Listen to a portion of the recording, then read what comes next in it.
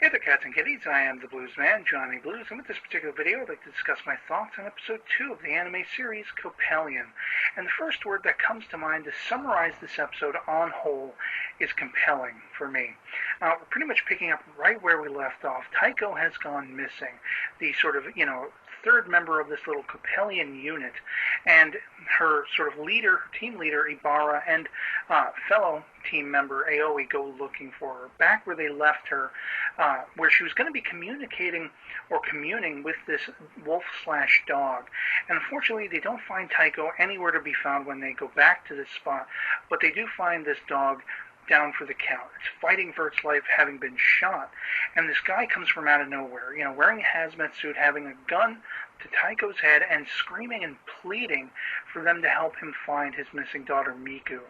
Now, there's an action sequence, high-flying kicks and stuff like that, flipping this guy around, that subdues him. They end up, using some of that cure-all healing serum to try to get him calmed down. And, of course, you have Taiko very sympathetic to this dog who helped her and tried to fend off this attacker, this seeming attacker, so she goes and heals the animal as well. Now, basically, he brings them back to this sort of basement, that is cordoned off enough to not let the fallout, the radiation in, where he and this woman have been in hiding. And this is where it just ramps up the tension, because this whole city is a ghost city, but there is still scarce life in there. That's why these girls are there, looking for that life. But you have people like this that, for good reason, in a sense, are choosing to stay there. They've found a way to live there. They have a truck that's coming mysteriously to bring them food, stuff like that. It's just very strange. And they go on and on about this story of, they broke out of prison, and this is how they're trying to live free now. They feel like it's partially a penance that they have to live in this fallout area, but at the same time, they're free to go, about their lives the way they wish they could. And, of course, the guy is the father of this girl, but we find out the woman that they're living with is not her natural mother, kind of her adopted mother.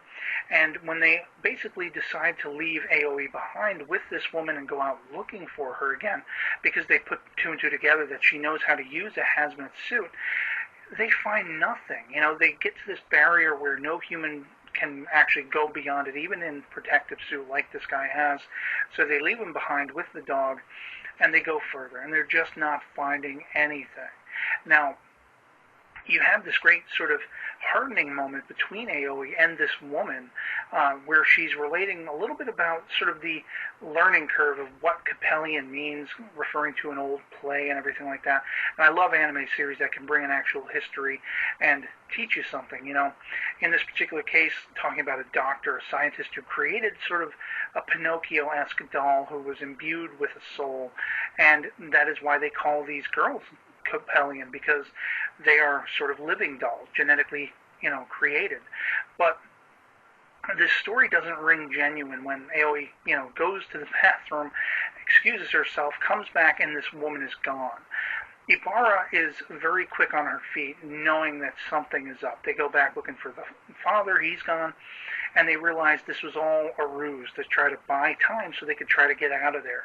And the only place this woman could have ended up was this tilted building, where Ibarra basically goes in by herself and finds this woman holding hostage, as she supposed, this little child, Miku. So you have this very tense situation just ramp up that much further, because the building is coming down, it's tipping, it's falling, and you have this whole side of the building just come crashing down, opening up a hole in the wall, and they're all about to fall out, and this woman is like, just save this child, protect this child, forget about me, and she falls to her demise. And there's this even worse sort of bittersweet moment, because Aoi, later on in the helicopter, once they've saved the child, is like, we're going to find your father, don't worry about it, you'll be reunited. And unfortunately, he decides to let himself die as well. Ibarra goes and finds him, and he tells her, just let me be. I just wanted to see my child smile. And he's having a hallucination that he is seeing it. And so by the end of it, they have to continue their mission inside this ghost town to find whatever life they can. And they have to leave this child behind who's heartbroken, lost her father, lost her sort of auntie, her caregiver, who she's apparently completely unaware had turned sort of rogue on her to preserve herself. And it's just like, wow, this show just doesn't stop. It just moves to the hilt and keeps me riveted from beginning to end. And I'd love to hear from you guys in the comments below what you thought of the second episode of Coppelion. If you've seen it, highly recommend checking it out if you haven't. Otherwise, I'll catch you later. Peace.